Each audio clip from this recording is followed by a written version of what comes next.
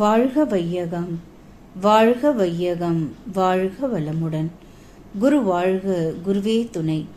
தியானமே யோகம், யோகமே ஞானம். தமிழ் ஆனந்த யோகம் வாழ்க வளமுடன். தமிழ் ஆனந்த யோகத்தின் இன்றைய சிறப்பு சிந்தனை துளி, உடலை அறிவோம். அதில் நரம்பு மண்டலம். தானியங்கி நரம்பு மண்டலத்தின் செயல்பாடுகளை நம்முடைய விருப்பத்தினால் அல்லது தூண்டுதலினால் கட்டுப்படுத்த முடியாது. எப்பொழுதும் இயங்கிக் கொண்டே இருப்பதால் தானியங்கி அட்டானமஸ் நர்வஸ் சிஸ்டம் எனப்படும். இந்த வகை நரம்புகள் நம் உடலின் பெரும்பாலான உள் உறுப்புகளுக்கு இயக்கம் பெற உதவுகின்றது. இரத்த குழாய்கள், இருதயம், கண்களில் உள்ள தசைகள், உணவு பாதைகள், சுவாச மண்டலம் போன்ற உள் உறுப்புகளின் மென்தசைகள் ஆகியவை தானியங்கி நரம்புகளினால் சீரான இயக்கம் பெறுகிறது. தானியங்கி நரம்புகள் 1 to 3 வினாடிக்குள் துரிதமாக மிக விரைவாக செயல்படக்கூடிய தன்மை உடையது. அதிக வெளிச்சத்தினை கண்டதும் கண்மணி சுருங்குவது, இருட்டில் கண்மணி விரிவடைவது, உழைப்பின் போது இருதய துடிப்பு அதிகமாவது, தசைகளுக்கு அதிக இரத்தம் செலுத்துவது, மன இறுக்கத்தின் போது ஜீரண மண்டலத்திற்கு செல்லும் இரத்தம் தடைபடுவது, இருதயத்திற்கு இரத்தம் அதிகமாக செல்வது, உணவு உண்டதும் சுரப்பிகளும் தசைகளும் குடல் பகுதிகளும் வேகமாக செயல்பட்டு உணவை சக்தியாக மாற்றுவது போன்றவை யாவும் தன்னிச்சையாக நடைபெறுகின்றது. நம்முடைய கட்டுப்பாட்டில் எப்பொழுதும் இருப்பதில்லை. தானியங்கி நரம்புகளை பரிவு நரம்புகள், பக்க பரிவு நரம்புகள் என 2 வகைகளாக பிரிக்கலாம். முதலில் பரிவு நரம்புகள், சிம்பத்தட்டிக் நர்வ்ஸ். அவசர காலங்களில் உடல் மன உணர்ச்சி இறுக்கங்கள் உயரும் போது பரிவு நரம்புகள் துரிதமாக செயல்படும். அதாவது கோபம், கவலை, பயம் போன்ற உணர்வுகளின் போது அட்ரினல் சுரப்பி சுவாதிஷ்டான மையத்துடன் தொடர்புடையது. அதன் ஹார்மோன்கள் இரத்தத்தில் கலக்கச் செய்யும். அதனால் இருதய துடிப்பு அதிகமாகுதல், பிளட் பிரஷர் கூடுதல், வியர்த்தல், இருதய படபடப்பு, மூச்சிறைப்பு, நாக்கு வறண்டு போகுதல் போன்றவை ஏற்படும். இவை அனைத்தும் உணர்ச்சிகள் உச்சக்கட்டத்தை அடையும் போது நடைபெறுகிறது. இரண்டாவது பக்க பரிவு நரம்புகள், பாராசிம்பத்தட்டிக் நர்வ்ஸ். பரிவு மண்டலம் தூண்டப்படும் போது ஏற்படும் உணர்ச்சி வயப்பட்ட உணர்வுகளால் உந்தப்பட்ட உடலை மீண்டும் இயல்பு நிலைக்கு அல்லது சமநிலைக்கு கொண்டு வருவதில் பக்கப்பரிவு நரம்புகளின் பணி இன்றியமையாததாகும். பக்கப்பரிவு நரம்புகள் செயல்படும் போது மென்மையான உணர்வுகள் இருக்கும். அன்பு, கருணை, பொறாமை, சகிப்புத்தன்மை போன்ற உணர்வுகள் மேலோங்கி இருக்கும். இருதய துடிப்பு மற்றும் சுவாசம் இயல்பாக சீராகும். உடலின் எல்லா உறுப்புகளுக்கும் இரத்தம் செல்வது சீராக இருக்கும். பக்கப்பரிவு நரம்புகளை இதமான முறையில் தூண்டி அருகுணங்களை சீரமைத்து மனித பண்புகளை வாழ்க்கை பயன்பாட்டிற்கு கொண்டு வந்து அறிவினை விழிப்பு நிலையில் விலகாமல் இருக்க வைக்கும் பயிற்சி முறைதான் நமது ஆசான் அருளிய எளிய முறை குண்டலினி யோகம். இறைஞான ஆசிரியர் நன்மணி ஐயா அவர்களுக்கு நன்றிகள். வாழ்க வளமுடன் ஐயா.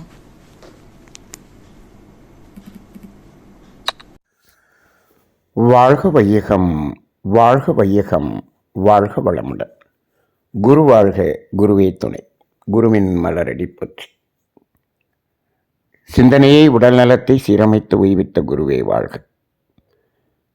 இன்றைய சிந்தனை துளிகள் வாசித்த ரிஷிபாபா அம்மா அவர்களுக்கு நன்றி. தியானமே யோகம், யோகமே ஞானம். தமிழ் ஆனந்த யோகம் வாழ்க வளமுடன்.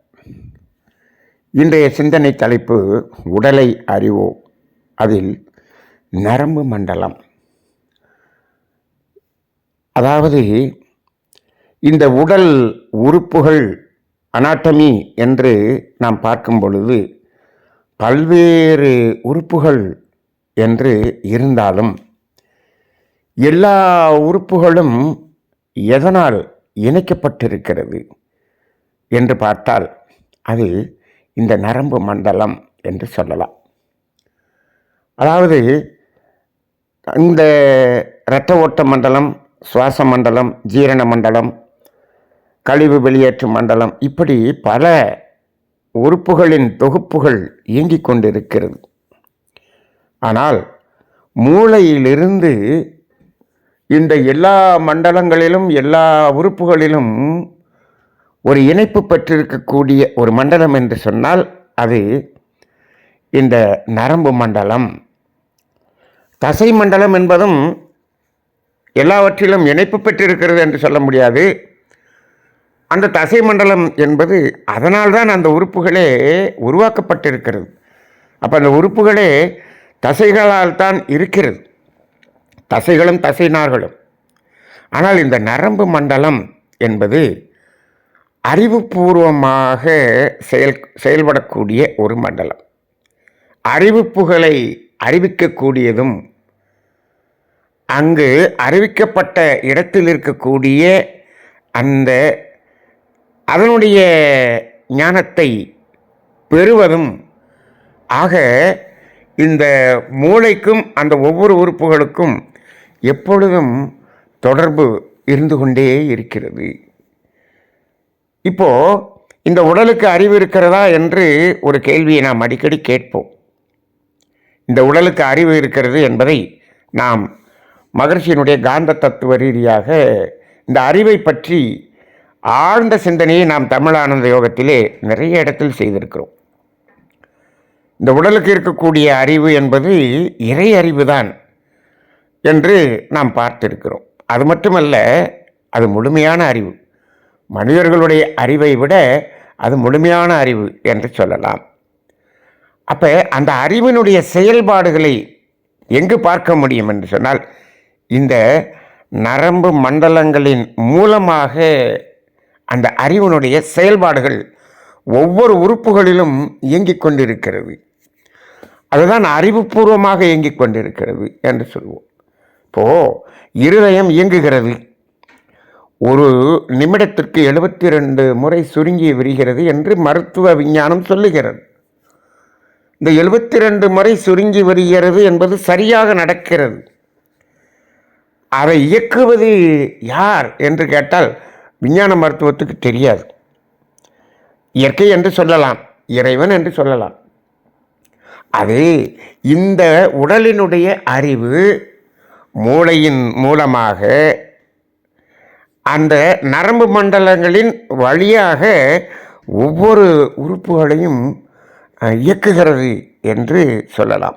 அதனால் இந்த கழுத்து பகுதி மிக மிக முக்கியமானது என்று சொல்வார்கள். ஏனென்று சொன்னால் மூளையிலிருந்து அத்துணை நாடி நரம்புகள் அனைத்தும் இந்த கழுத்து பகுதி வழியாகத்தான் உடல் முழுவதும் சென்று கொண்டிருக்கிறது என்று சொல்லுகிறார்கள். அது 44,000 நரம்பு நாடி நரம்புகள் என்றெல்லாம் அது கணக்கீடு நிறைய சொல்லுகிறார்கள். ஆக இவ்வளவும் அந்த ஒவ்வொரு உறுப்புகளின் செயல்பாடுகளையும் அறிவு ரீதியாக மூளைக்கு உணர்த்தக்கூடியதாக இருக்கிறது. மூளையின் மூலமாக நாம் என்ன பண்ணுகிறோம்? அதை அறிந்து கொள்கிறோம். அந்த உணர்வுகளை அறிந்து கொள்கிறோம். அந்த இயக்கத்தின் அந்த எண்ணிக்கை நமக்கு தெரியாது. இப்போ இருதயம் வேகமாக இயங்குகிறது என்று சொன்னால் அது எவ்வளவு வேகமாக இயங்குகிறது என்பதை நாம் இந்த மூளையின் மூலமாக உணர்ந்து கொள்ள முடியாது. ஆனால் அது இயங்கும்போது நமது உணர்வுகள் மாறுபடுகிறது அல்லவா? அந்த உணர்வுகள் நம்மால் உணரப்பட முடியும். அந்த உணர்வுகளை வைத்துத்தான் இப்பொழுது அது வேகமாக இயங்குகிறது என்று கூட சொல்லுகிறார்கள். இப்போ பிபி கூட இருக்குது அப்படின்னு சொல்கிறாங்க. அது பிபி மிஷினில் கண்டுபிடிக்கிறோம். எதை வைத்து கண்டுபிடிக்கிறோம் அப்படின்னா அந்த இரத்த ஓட்டத்தினுடைய அந்த பாதைகளில் இருக்கக்கூடிய வேகத்தை வைத்து அவர்கள் விஞ்ஞான ரீதியாக கணக்கெடுகிறார்கள். ஆனால் நமக்கு என்ன தெரிகிறது? பிபி அதிகமாக இருக்குன்னா நம்ம கொஞ்சம் மனசு ஒரு டென்ஷனாக இருக்குது, அமைதியாக இருக்குது. இந்த உணர்வுகள் மூலமாக நாம் தெரிந்து கொள்கிறோம். சரி, அப்படி இந்த நரம்பு மண்டலம் என்பது மிக மிக முக்கியமான ஒரு மண்டலமாக இருக்கிறது. இதை 2 பிரிவாக பிரித்திருக்கிறோம். மைய நரம்பு மண்டலம், தானியங்கி நரம்பு மண்டலம் என்று சொல்கிறோம். இதில் எது முக்கியமானது? மனிதன் உயிர் வாழ்வதற்கு எது முக்கியமானது என்று சொன்னால், இரண்டுமே முக்கியமானது என்று சொன்னாலும் அந்த தானியங்கி நரம்பு மண்டலம் என்பதுதான் கிட்டத்தட்ட ஒரு 75%, 80% அதுதான் முக்கியமானதாக இருக்கும். இப்போ மைய நரம்பு மண்டலங்கள் அதிகமாக நாம் இயக்கவில்லை என்று சொன்னாலும் அந்த தானியங்கி நரம்பு மண்டலம் 24 மணி நேரமும் இயங்கிக் கொண்டே இருக்க வேண்டும். அப்போ இந்த மைய நரம்பு மண்டலம் ஒரு 10% இயங்கினா கூட போதும். அது எதுக்கு இயங்குது அப்படின்னு கேட்டால், அந்த இயற்கை துன்பம் என்ற தேவைகளை நிறைவு செய்து கொள்வதற்கு நாம் ஏதாவது ஒரு உழைப்பை கொடுக்கிறோம் அல்லவா, அதற்காக இயங்க வேண்டும். அது இயங்கக்கூடிய அளவில் நமது உறுப்புகள் இருக்கிறதே, அதுக்கு ஏதாவது ஒரு இயக்கம் கொடுக்க வேண்டும் என்பதற்காக அது ஒரு 10% இயங்கினால் கூட நமது தேவைகள் பூர்த்தி ஆகிவிடும். தேவைகளை நாம் பூர்த்தி செய்து கொள்கிறோமே, அதன் பிறகு அங்கு உள்ளே என்ன நடக்கிறது என்று பார்த்தால், அது தானியங்கி நரம்பு மண்டலம் அது முழுவதையும் ஜீரணம் செய்து அதை கழிவு வெளியேற்றும் வரை, அதை ஆற்றலாக மாற்றும் வரை பல்வேறு வேலைகளை செய்கிறது. அப்போ அது ஒவ்வொரு மண்டலமும் இன்னொரு மண்டலத்தோடு இணைந்து வேலை செய்கிறது. எல்லாமே ஒன்றோடு ஒன்று தொடர்புடையது. நாம் தனித்தனியாக பார்க்க முடியாது. சரி, அப்படி வேலை செய்து கொண்டிருக்கிறது. இன்னும் பாருங்கள், நாம் இந்த பஞ்சபூதங்களால் ஆனவர்கள் என்று நாம் ஏற்கனவே தெரிந்திருக்கிறோம். இந்த பஞ்சபூதங்களில் ஏற்படக்கூடிய குறைபாட்டை வெளியில் இருக்கக்கூடிய பஞ்சபூதங்களின் மூலமாகத்தான் நிறைவு செய்து கொள்ள வேண்டும் என்பதையும் நாம் அறிந்திருக்கிறோம். அதில் பாருங்கள், இப்போது மண் என்ற பூதம் குறையும் பொழுது பசி என்ற உணர்வு வருகிறது. அதே போல் நீர் என்ற பூதம் குறையும் போது தாகம் என்ற உணர்வு வருகிறது. இந்த இரண்டும் எங்கே வர இயற்கை துன்பம் என்ற அடிப்படையில் தேவைகள் மூன்றில் முதலில் வரக்கூடிய பசி தாகம் என்ற இரண்டும் வருகிறது. சரி, மற்ற 3 பூதங்களுக்குரிய தேவைகள் இங்கு இயற்கை துன்பத்தின் அடிப்படையில் தேவைகள் என்பதில் இருக்கிறதா என்று பார்த்தால், நெருப்பு என்று சொன்னால் ஓரளவுக்கு சொல்லலாம். என்னென்னா, அந்த தட்பவெப்பத்திலிருந்து பாதுகாத்து கொள்வதற்கு ஒரு உடை போடுகிறோம் என்று சொல்லலாம். அந்த வெப்பம் குளிர் இது வேணால் சொல்லலாம். காற்று என்பதற்கு நாம் ஏதாவது நாம் செய்கிறோமா? அந்த தேவைகள் நிறைவேற்றுவதில் நாம் ஏதாவது செய்கிறோமா என்று கேட்டால் இல்லை. அது அந்த தானியங்கி நரம்பு மண்டலம் மூலமாக அதுவாக இயங்கிக் கொள்கிறது. அப்போ இந்த காற்று ஆகாயம் இரண்டும் அது தானியங்கி நரம்பு மண்டலத்தில் முழுமையாக இயங்குகிறது. இந்த நெருப்பு என்பது தானியங்கி நரம்பு மண்டலம் மூலமாகவும் இயங்குகிறது, மைய நரம்பு மூலமாகவும் நாம் இயக்குகிறோம். ஒரு நடுநிலையில் இருக்கக்கூடியதாக இருக்கிறது. ஆனால் இந்த நிலம் நீர் என்ற இரண்டும் மைய நரம்பு மண்டலத்தின் மூலமாக நாம அதை என்ன பண்ணணும், சமன் செய்ய வேண்டி இருக்கிறது. இப்போது நாம் தவறு எங்கு செய்கிறோம் என்று பாருங்கள். இந்த மைய நரம்பு மண்டலத்தில் தான் தவறு செய்கிறோம்.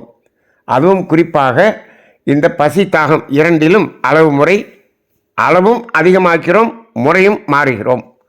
அப்போ இவ்வாறு மாறுகிறோம். அதே போல் இந்த நெருப்பு என்ற அடிப்படையில் தட்பவெப்பத்திலிருந்து பாதுகாப்புக்காக அதுலேயும் அளவு முறை மீறுகிறோம், முறை மாறுகிறோம். இவ்வாறு மாறக்கூடியது என்ன ஆகிறது என்று சொன்னால், அந்த தானியங்கி நரம்பு மண்டலத்தினுடைய இயக்கத்துக்கு அது பாதிப்பாக அமைகிறது. அதை பாதிக்க செய்கிறோம், அதுக்கு இடைஞ்சல் செய்கிறோம். இதை முதல்ல மனிதன் புரிந்து கொண்டாலே எல்லா பிரச்சனைகளும் தீர்ந்துவிடும். அப்போ நம்மளுடைய சிஸ்டத்துக்கு நாமே இடைஞ்சல் கொடுக்கிறோம். அப்படி கொடுக்கும் பொழுது அந்த தானியங்கி நரம்பு மண்டலத்தில் இருக்கக்கூடிய அந்த இயக்கங்கள் என்னாகிறது, பழுதுபடுகிறது. அதான் சொல்லுவோம், இப்போது பசி தாகத்தில் அளவு முறை மீறும்போது அது கழிவுகளின் தேக்கமாக மாறுகிறது. அந்த தேக்கம் இருக்கும் பொழுது அந்த அதாவது தானியங்கி நரம்பு மண்டலத்தினுடைய இயக்கம் அங்கு பாதிக்கப்படுகிறது. அப்போ அது என்ன பண்ணுறது, அந்த தேக்கத்தை நீக்க வேண்டும் என்று அது போராடுகிறது, அது முயற்சி செய்கிறது. அந்த முயற்சி கூட தானியங்கி நரம்பு மண்டலத்தில் தான் நடக்கிறது. அந்த மாதிரி முயற்சி செய்யும் பொழுது தான் நாம் இதை என்ன பண்ணுறோம், இரண்டாக பிரிக்கிறோம். எப்படி? பரிவு மண்டலம் என்று நாம் பிரிக்கிறோம் அல்லவா? அதாவது சிம்பத்தட்டிக், பேராசிம்பத்தட்டிக் என்று இரண்டாக பிரித்திருக்கிறோம் அல்லவா? அப்போ அந்த அளவில் பரிவு மண்டலம், பக்க பரிவு மண்டலம் என்று இரண்டாக பிரிக்கிறோம். அது எப்போ அப்படின்னு கேட்டால், நாம் எப்போ இந்த மைய நரம்பு மண்டலத்தின் மூலமாக உள்ளே இருக்கக்கூடிய அந்த தானியங்கி நரம்பு மண்டலத்துக்கு இடைஞ்சல் கொடுக்குறோமோ அப்போ அது என்ன ஆகுது, இந்த பரிவு மண்டலம் வேலை செய்து அந்த அந்த கழிவுகளின் தேக்கத்தை நீக்குவதற்கான முயற்சி எடுத்து அதை சமநிலையில் கொண்டு வருவதற்காக ஒரு முயற்சியை செய்கிறது. அதான் பரிவு நரம்பு மண்டலம். அந்த முயற்சி முடிந்த பிறகு மீண்டும் தன் இயல்பு நிலைக்கு வருவதற்கு அந்த பக்க பரிவு மண்டலம், பேராசிந்தட்டிக் சிம்பத்தட்டிக் அப்படிங்கிற அந்த மண்டலம் அதை திரும்பவும் அதே நிலைக்கு, இயல்பு நிலைக்கு கொண்டு வந்து விடுகிறது. அப்போ என்ன ஆகுதுன்னா, அந்த அதாவது தானியங்கி நரம்பு மண்டலம், அட்டானமஸ் நர்வஸ் சிஸ்டம், அது இயங்க வேண்டிய இயல்பு என்பது ஒன்றாக இருந்தாலும் நாம் அதற்கு அந்த உடலில் ஏதாவது ஒரு தவறு செய்யும்போது, இடைஞ்சல் கொடுக்கும் பொழுது அது இயல்பை விட வேகமாக இயங்கி அந்த தடையை நீக்குவதற்கு முயற்சி செய்கிறது. அப்போ பாருங்கள், அதுக்கு நம்ம இடைஞ்சல் கொடுக்குறோம், அது தன்னைத்தானே சரி செய்து கொள்வதற்கு முயற்சி செய்கிறது. அப்போ எந்த அளவுக்கு அந்த தானியங்கி நரம்பு மண்டலம் வேலை செய்யுதுன்னு பாருங்கள். ஒரு உதாரணத்துக்கு பார்ப்போம். ஏதோ ஒரு இடத்தில் ஒரு கழிவு தேக்கமாகிவிட்டது அப்படின்னு வச்சுக்குவோம். இல்லை ஏதாவது ஒரு இடத்தில் அடிபட்டுச்சுன்னா என்ன அர்த்தம்? ஒன்று அந்த இடத்துல தேக்கம் இருந்தாலும் உண்டு, இன்னொரு இடத்துல அந்த இடத்துல அது திடீரென்று செல்கள் அழிந்து விட்டாலும் அங்கே பிரச்சனை, கூடினாலும் பிரச்சனை, குறைஞ்சாலும் பிரச்சனை. அப்போ இதைத்தான் ஹோமியோபதியில் சொல்லுவாங்க. அதாவது சோரா சிபிலிஸ் சைக்கோசிஸ் என்று சொல்வார்கள். சிபிலிஸ் சைக்கோசிஸ்னால் அதாவது மேடாக இருப்பது பள்ளமாக இருப்பது என்று சொல்வார்கள், தேங்குவது பற்றாக்குறையாக இருப்பது என்று சொல்வார்கள். அப்போ ஒரு இடத்துல அடிபட்டுட்டு அந்த இடத்துல செல்கள் செத்து போகுது. அப்போ என்ன ஆகுது, அந்த இடத்துல செல்கள் புதுப்பிக்கப்பட வேண்டும், உடனடியாக செய்ய வேண்டும். சரி, ஒரு இடத்துல தேங்கி நிற்கிது, கட்டி வருது. அப்போ அதை என்ன செய்ய வேண்டியிருக்கிறது, அதை உடைத்து சலமாக்கி வெளியே தள்ள வேண்டி இருக்கிறது. அப்போ அது இயல்புக்கு வருவதற்கு இந்த மைய நரம்பு மண்டலத்தில் இருக்கக்கூடிய பரிவு நரம்பு மண்டலம் வேலை செய்கிறது. எப்படி வேலை செய்யுதுன்னு பாருங்கள்.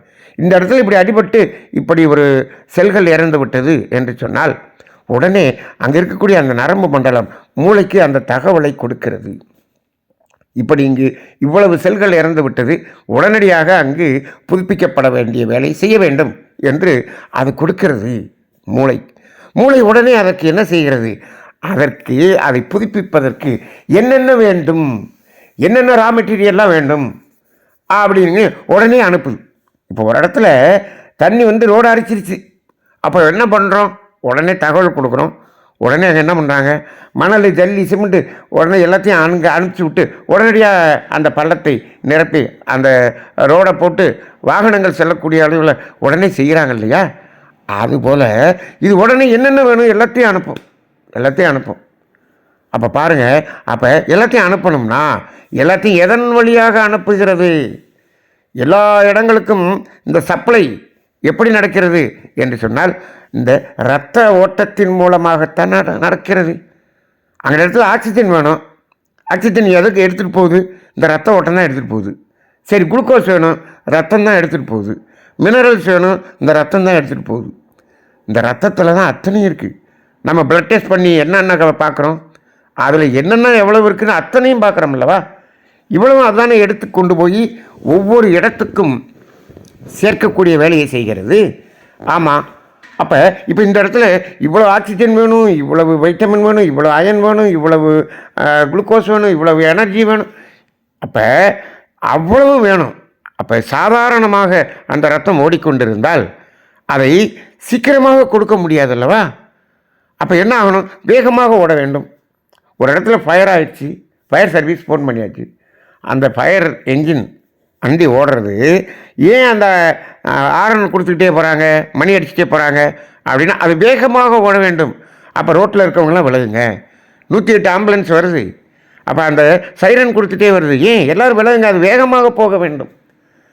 அப்போ இப்போ என்ன ஆகுது? இந்த ரத்தம் வேகமாக போக வேண்டும். அப்போ தான் வேக வேகமாக போய் கொடுத்து வரணும்.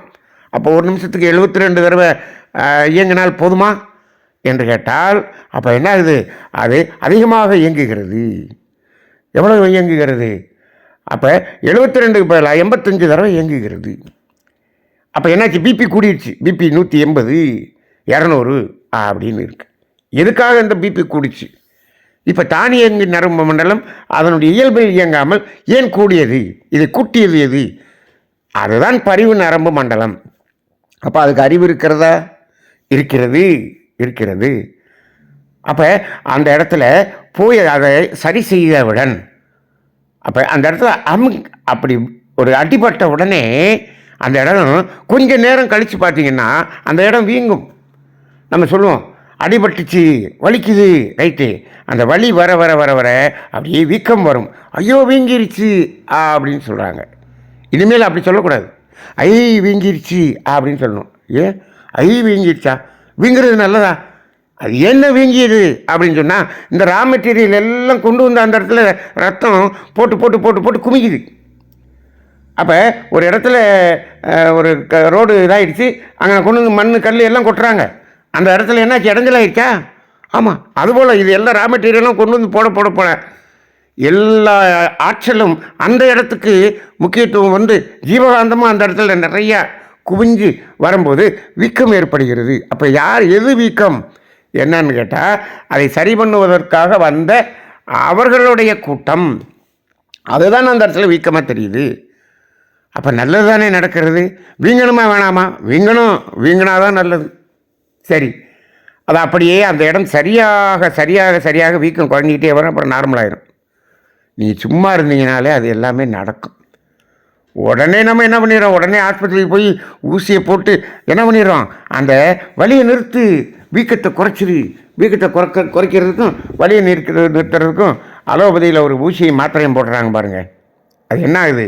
இதை சரி பண்ண வந்த அந்த ஆற்றல் அது எல்லாத்தையும் கலைச்சி விடுற வேலையை தான் இந்த மாத்திரைகள் செய்கிறது. அப்போ செஞ்சுட்டு அது ஒரு நாளில் சரியாக வேண்டியதை இவர் ஒரு வாரமாக சரி பண்ணி காசு வாங்கிடுவார். இப்படி நடக்கிறது. அப்போ இப்போ அங்கே வேலை முடிந்து விட்டது என்று வைத்துக்கொள்ளுங்கள், அந்த வீக்கம் குறையுது. அப்போ என்ன ஆகுது? 200 இருக்கக்கூடிய பிபி 180 160 140 இப்படியே வந்து என்ன ஆயிடும்? 120க்கு வந்துடும், நார்மலுக்கு வந்துடும். அதைத்தான் அதாவது அந்த பேரா சிம்பத்தட்டிக் நர்வஸ் சிஸ்டம் சொல்கிறோமே, அது செய்கிறது. பக்க பரிவு நரம்பு மண்டலம் என்பது அதை மீண்டும் என்ன ஆகுது? நார்மலுக்கு கொண்டு வந்துடுது. முதல்ல 120 இருந்ததை 200 கொண்டு போனது பக்க நரம்பு மண்டலம். 200 இருக்கிறத திரும்பவும் நார்மலுக்கு கொண்டு வந்துருச்சு. எப்படி கொண்டு வந்துச்சு? அங்கேருந்து தகவல் போகிறது இந்த நரம்பு மண்டலத்தின் மூலமாக மூளைக்கு, இங்கே எல்லாம் சரியாகிவிட்டது, இப்போ இவ்வளவு சரியாயிடுச்சு. அப்போ கொஞ்சம் கொஞ்சமாக போகும். இப்போ ஒரு இடத்துல 10 ஃபயர் சர்வீஸ் வண்டி இருக்குது, ஓரளவு கணச்சாச்சு, 2 வண்டியாக போயிட்டே இருக்கும், ரிட்டர்ன் போயிடும். அப்போ அப்படியே கொஞ்சம் கொஞ்சமாக வந்து குறைஞ்சிருது. இப்போ நம்ம ஹார்ட்டை மட்டும் நம்ம பற்றி பேசியிருக்கோம். இதே போல் ஒவ்வொரு இயக்கமும் நடைபெறுகிறது. நுரையீரல் தானாக விரிந்து காற்றை இழுத்து கொள்கிறது. நம்ம மூக்கு வழியாக காற்று போகிறதுனால தான் நுரையீரல் விரியுதுன்னு நிறைய பேர் சொல்லிக்கிட்டு இருக்காங்க. நுரையீரல் விரியறதுனால தான் காற்று உள்ளே போகிறதுங்கிறது தான் உண்மையாக இருக்கிறது. அப்போ இப்போது இந்த நிலையில் பாருங்கள், இந்த தானியங்கி நரம்பு மண்டலம் என்பது எப்படியெல்லாம் இயங்குகிறது. இது இரத்த ஓட்டம், அந்த இருதயம் மட்டுமா? இன்னும் எத்தனை, அதாவது இந்த மெல்லிய சதைப்பகுதி என்று சொல்லுவார், சாஃப்ட் டிஷ்யூஸ் என்று சொல்லுகிறோமே, அப்படி இருக்கக்கூடிய அந்த உறுப்புகள் அனைத்தும் தானியங்கி நரம்பு மண்டலமாகத்தான் இயங்குகிறது. நுரையீரல் தானியங்கி நரம்பு மண்டலம், கல்லீரல் தானியங்கி நரம்பு மண்டலம், நம்மளை கேட்டுட்டா வேலை பார்க்குது. கணையம் அது இன்சுலின் சுரக்க, அது தானியங்கி நரம்பு மண்டலம். அதாவது இன்னும் சிறுநீரகங்கள், மண்ணீரல் எத்தனை இருக்கிறது, எல்லாமே அப்படித்தான். குடல், சிறுகுடல், பெருங்குடல், மலக்குடல், தானியங்கி நரம்பு மண்டலம். இப்போ காலையில் மோஷன் போகணும், நீங்கள் நினச்சா மோஷன் போக முடியுமா? ஏன் மோஷன் போல வந்தால் தானங்க போக முடியும். அப்போ அது தானியங்கி நரம்பு மண்டலம், அது வேலை செஞ்சால் தான் முடியும். இதெல்லாம் நம்மளாம் செய்ய முடியாது. ஏதோ கையை தூக்குனா தூக்குறோங்கிற மாதிரி மோஷன் போனால் போகணும், யூரின் போனால் போகணும், அப்படிலாம் செய்ய முடியாது. அப்போ அந்த மசில்ஸே, அந்த ஹார்டு மசில்ஸ், சாஃப்ட் மசில்ஸ், இந்த சாஃப்ட் மசில்ஸ் பகுதி முழுவதும் தானியங்கி நரம்பு மண்டலமாகத்தான் இருக்கிறது. அப்போ கண்களினுடைய இயக்கம், அப்போ டக்குன்னு ஒரு தூசி வருதுன்னு கண் அப்படி டக்குன்னு இமை மூடுகிறது. இது நம்மளை கேட்டால் அது தன்னிச்சையாக நடைபெறுகிறது. ஆக இந்த தானியங்கி நரம்பு மண்டலம் என்பது தான் நமது உடலிலே மிக மிக மிக முக்கியமான அத்தனை வேலைகளையும் செய்து கொண்டிருக்கிறது. இதில் இன்றைக்கி மனிதன் அறிந்து கொள்ள வேண்டியது என்ன என்று சொன்னால், அங்கு இந்த தேக்கத்தை ஏற்படுத்தி அதற்கு இடைஞ்சல் கொடுக்கக்கூடாது. ஒன்று, அப்படின்னா என்ன பண்ணணும்? தேவைகளை தேவையின் அளவில் நிறுத்த வேண்டும். அதை முறையாக எடுத்துக்கொள்ள வேண்டும். முறையான உணவு, அளவான உணவு, அப்படி எடுத்துக்கொள்ள வேண்டும். அப்போ அதே போல் தட்பவெப்பத்திலிருந்து பாதுகாப்பு வர்றதுலையும் அதையும் சரியாக இருக்கணும். நல்ல 38 டிகிரி வெயில் அடிக்குது, பட்டு சேலை கட்டிட்டு போகிறாங்க, அங்கே என்ன உடம்பெல்லாம் எரியுது. அப்போ என்ன? அப்போ இடைஞ்சல் கொடுக்குறோம், நெருப்பு ரீதியாக இடைஞ்சல் கொடுக்குறோம். தட்பவெப்பத்திலிருந்து பாதுகாப்பும் தேவையின் அளவில் கொடுக்க வேண்டும். அவ்வளோதான். இது ரெண்டும் தேவையின் அளவில் இருந்துச்சுன்னு சொன்னோம்னா என்னாகும்? அந்த கழிவு மண்டலம் அது தானாக வேலை செய்யும். அது எந்த இதில் வேலை செய்தது? அந்த தேவைகள் 3 கூட நாம் அந்த நம்ம செய்யக்கூடிய மைய நரம்பு மண்டலம் அப்படிங்கிறது முதல் 2 வரும். 3வது தேவை உடல் கழிவுகளின் உந்து வேகம் சொல்கிறோமே, அது கூட எந்த நரம்பு மண்டலத்தில் வருது? தானியங்கி நரம்பு மண்டலத்தில் தான் வருது. அதை நம்மளாக உருவாக்க முடியாது. யூரின் போகிற உணர்வுகளையோ இதெல்லாம் நம்ம உருவாக்க முடியாது. அது தானாக இயங்கக்கூடியதாக இருக்கிறது. அப்போ நாம் இந்த அதாவது முதல் 2 தேவைகளில் செய்யக்கூடிய தவறுகள் உடலுக்குள்ளாக எவ்வளவு பாதிப்பை ஏற்படுத்துகிறது. அப்போ பிபி கூடுதுன்னா காரணம் இல்லாமல் கூடாது. அப்போ இந்த இடத்துல ஒரு அடிபட்டுச்சுன்னா அது உடனே சரி பண்ணிட்டு உடனே நார்மலுக்கு வந்துடும். ஆனால் அதாவது இந்த 2 சொன்னோம் இல்லையா, அதாவது அந்த குறைபாடு ஏற்படக்கூடிய இடம், அடிபட்டால் அந்த இடத்துல குறைபாடு வரும், அது கூட உடனே சரியாயிடும். இந்த தேக்கம் இருக்கிறதே, அந்த தேக்கம், கழிவுகளின் தேக்கம், அதை தூய்மை செய்து தள்ளி வெளியேற்றுவதற்கு அது படுகிற பாடு ரொம்ப. அப்போ அதை முயற்சி செஞ்சுக்கிட்டு இருக்கோம், அதுவும் கூட இன்னொரு கழிவு போட்டுருவார். இவர் ஏற்கனவே கண்டதெல்லாம் சாப்பிட்டு வச்சுருக்காரு, அதை தள்ளுது, அது தள்ளுறதுக்கான முயற்சி எடுக்குது. பிபி கூட இருக்குது. இது பிபி 1 நாள் 2 நாளும் கூட இருக்காது, எப்போ பார்த்தாலும் கூட இருந்துக்கிட்டே இருக்கும். இப்போ சொல்கிறாங்க, இப்போ ஆங்கில மருத்துவத்தில் பிபி கூட இருக்குது, மாத்திரை கொடுத்து பிபியை இறக்குறாங்க, இவங்களாம் இறக்குறாங்க. அப்போ இவங்களாம் இறக்கக்கூடாது. அப்போ அந்த பக்கப்பறிவு நரம்பு மண்டலம் என்ன சொல்லும்னா, அதை கீழே இறக்கிறதுக்கு தான் நான் இருக்கேனே, அது எப்போ இறக்கணும்னு எனக்கு தெரியும்லப்பா அப்படின்னு சொல்லணும். யார்கிட்ட? நம்ம டாக்டர்கிட்ட. டாக்டர் என்ன சொல்லுவார்? நான் படிச்சிருக்கிறேன், நீ கம்முன்னு கடை, நான் அதை இறக்கி விட்டுருவேன்னு இறக்கி விட்டுருவார். அப்போ அங்கே வேலை நடக்க வேண்டியது நடக்காது. சரி, இப்போ மாத்திரையை விட்டுட்டா திருப்பி கூடும். ஏன் கூடும்? அங்கே தான் இன்னும் கழிவு இருக்குல்ல. நீங்கள் கழிவுகளை எல்லாற்றையும் வெளியேற்றி விட்டீர்கள் என்று வைத்துக்கொள்ளுங்கள். கழிவு நீக்கம் என்ற ஒரு பயிற்சி முழுமையாக செய்து விட்டால் அங்கே கழிவு தேக்கமே இல்லை, செல்கள் பற்றாக்குறை இல்லை. அப்போ என்ன ஆகும்? பிபி கூடவே கூடாது.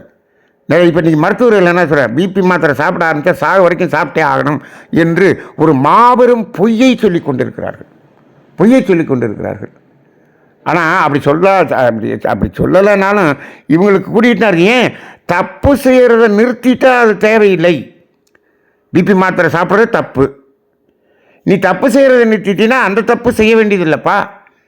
நீ இங்கே தப்பு செய்து கொண்டே இருந்தால் அந்த தப்பை செய்து கொண்டே இருக்க வேண்டும். அப்போ உலகத்தில் எல்லாரும் என்ன பண்ணிட்டாங்கன்னா, மருத்துவர்கள் முடிவு பண்ணிட்டாங்க, மக்கள் எல்லாம் தப்பு செய்வதை நிறுத்த மாட்டார்கள். அப்போ என்ன? தப்பு செய்வதை செய்து கொண்டே இருங்கள். பிபி மாத்திரை கடைசி வரைக்கும் சாப்பிடுங்க, சுகர் மாத்திரை கடைசி வரைக்கும் சாப்பிடுங்க.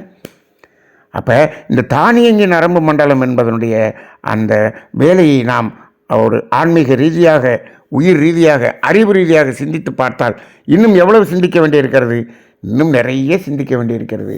இந்த இருதயம் என்ற அந்த பிபிங்கிறத மட்டும் இன்றைக்கி உதாரணமாக வைத்து பார்த்தோம் அதே போல் ஒவ்வொரு உறுப்புகளையும் நீங்கள் சிந்தனை செய்து பாருங்கள்.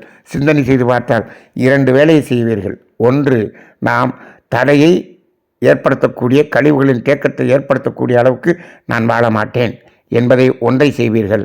இன்னொன்று, அதுவாக இந்த சூழ்நிலைக்கு தகுந்தாற்போல் அது கூடுகிறது என்று சொன்னால் அது தானாக அதை நார்மலுக்கு வரணும். நாம வம்புக்கு அதை போயிட்டு இழுக்கக்கூடாது. இந்த 2 புரிதல்களும் நமக்கு வரும். ஆனால் நம்ம மக்கள் எப்படின்னா, தவறு செய்து கொள்வதை நிறுத்தாமல் அதை செய்து கொண்டே பிபி மாத்திரை மட்டும் நிறுத்துவாங்க. அது பேராபத்தாக இருக்கும். இந்த அடிப்படையில் இன்றைய சிந்தனை உடல் நலம் பற்றிய உடலை பற்றி அறிந்து கொள்வோம் என்ற சிந்தனையில் இந்த சிந்தனையை அறிந்து கொள்வோம், சிந்தனை செய்வோம். வாழ்க வளமுடன்.